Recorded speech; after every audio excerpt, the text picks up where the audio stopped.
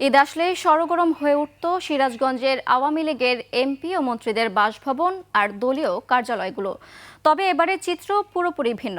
তালাবদ্ধ ভবনগুলোতে এখন শুনশান নীরবতা। সাবেক এমপি হেনরির বাড়ির গেটে ফাস্ট ফুডের দোকান আর জেলা আওয়ামী লীগের কার্যালয় এখন হকারদের দখলে।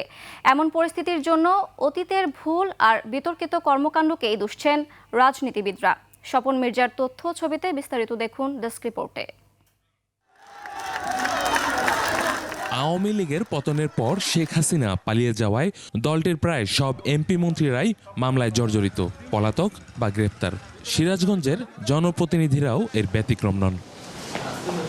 এরই মধ্যে গ্রেপ্তার হয়েছেন সাবেক জেলা পরিষদ চেয়ারম্যান লাবু তালুকদার, সাবেক এমপি জান্নাত আরা হেনরি, ডাক্তার আব্দুল আজিজ ও তানভীর ইমাম এবং সাবেক মন্ত্রী আব্দুল লতিফ বিশ্বাস। সিল্কোর সিল্ক অ্যান্ড শাইন, যাতে আছে আর্গান অয়েল ও ওট প্রোটিনের গুডনেস, যা আপনার চুলকে রাখে হেলদি অ্যান্ড শাইনিং। আর নানা মামলায় আসামি হয়ে পালিয়ে বেড়াচ্ছেন অনেকেই। সাবেক এমপি তানভীর শাকিল জয়ের কাজীপুরের বাড়ি ও সাবেক এমপি জান্নাত আরা হেনরি ও সাবেক এমপি ডাক্তার হাবিবে মিল্লাত মুন্নার বাসভবনে ঝুলছে তালা।